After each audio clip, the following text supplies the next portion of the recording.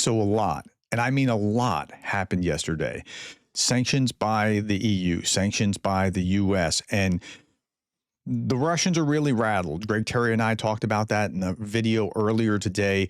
It's really, they're really rattled. And that's because when they sanctioned the two largest oil companies, when we say the two largest oil companies, we mean like 3/4 of the oil from Russia or something crazy like that, 70%, something enormous.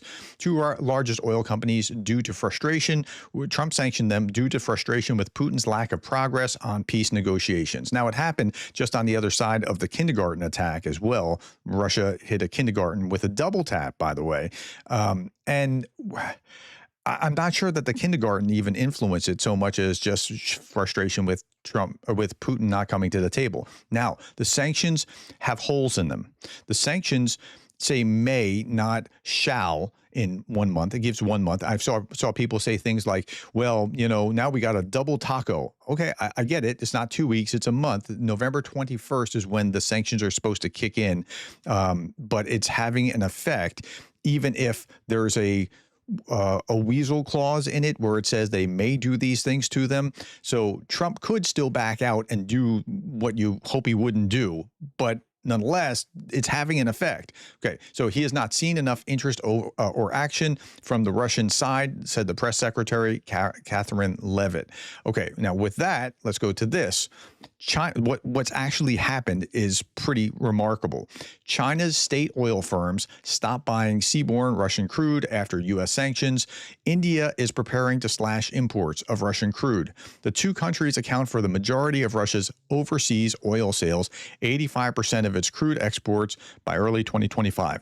Look, who buys Russian oil? If you look at, say, the EU, it's this much. If you look at Turkey, it's that much. If you look at India, it's that much. And China is that much, right? So if you just knock out China and India from buying Russian crude, it's going to be devastating to the Russian economy.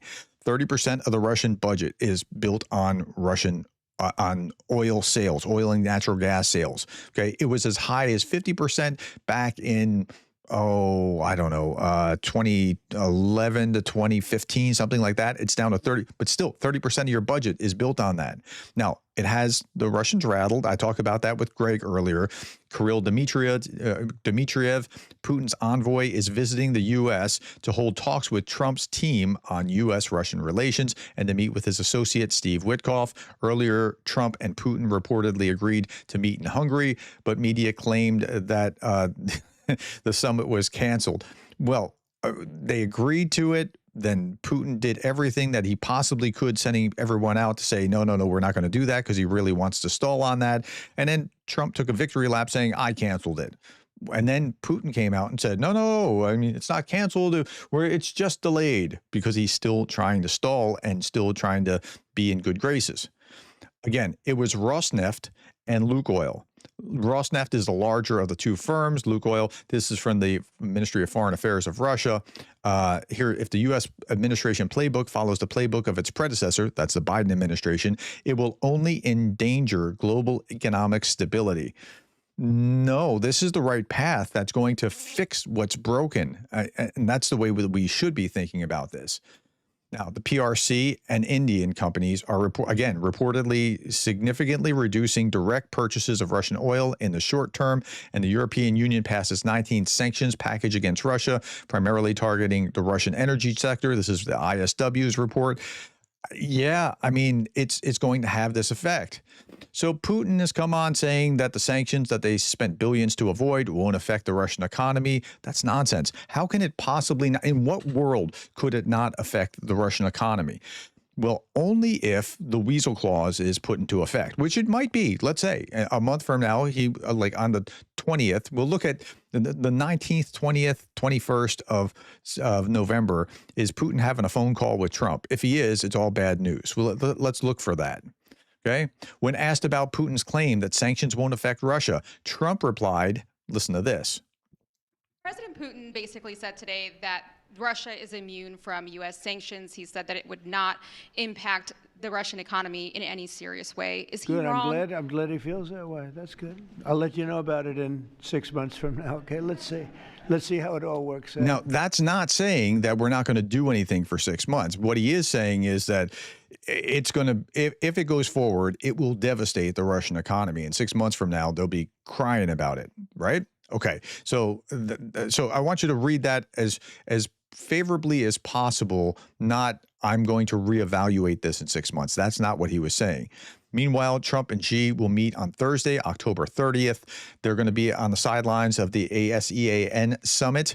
And, according to the White House, they'll be talking about it. So I wonder it'll be interesting to see what that is. Now, Trump's involved in his own little trade war with China already. So something might come of it. Something might not come of it. They might work this out somewhat, how favorably, I don't know. Here's reading today's Russian newspapers reacting to Donald Trump's sanctions of Russia's two largest oil companies. This is Steve Rosenberg of the BBC. Listen to this. So the Budapest summit is off, and Donald Trump has imposed sanctions on Russia's two largest oil companies, and the EU has approved its 19th package of Russia sanctions. What are the Russian papers saying about all of this? RBK, for the first time in Donald Trump's second presidency, the US has imposed sanctions on Russia. The blacklisted corporations account for 50% of Russian oil production. These sanctions may have an effect on exports. So I've seen things as high as 70% or 75%. So, but nonetheless, 50%, that's a lot just on this. The state budget, the value of the ruble.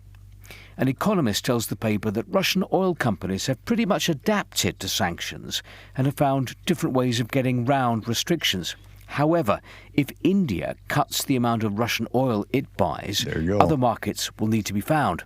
And there's no guarantee that China would agree to buy up all the lost volume. Overall, so what China does is going to be really important. India is more likely to bail than China. China really wants to support Russia and is not trying to see Russia lose to Ukraine. They have a vested interest in Russia. Sanctions will negatively affect the Russian oil industry, experts concede. Kommersant, 3/4 of Russia's oil exports are now under sanctions. The head of the Russian International Affairs Council... So that's the Kommersant talking about 3/4 are under sanctions, right? That's what I was talking about. ...are now under sanctions. The head of the Russian International Affairs Council believes that US measures against Lukoil and Rosneft are important as a political signal. After Trump moved into the White House, Washington held off from imposing new sanctions, even though allies, the EU and the UK, went ahead. The return to sanctions is a negative indicator. I'll say. Okay, so it's got them rattled. I talked about that with Greg Terry in a previous video, so I'm not going to continue with that. Okay, next big topic. 2 Russian warplanes intrude into Lithuanian airspace. The incident occurred near the town of Kybartai on the border with Russia's Kaliningrad region. Like, they've destroyed the bridge or closed the bridge connecting Kaliningrad and Lithuania. Now, the plane was only 700 meters deep into Lithuania, and it was only in Lithuanian airspace for 18 seconds before leaving. But they're still saying this is a blatant violation of Lithuania's territorial integrity.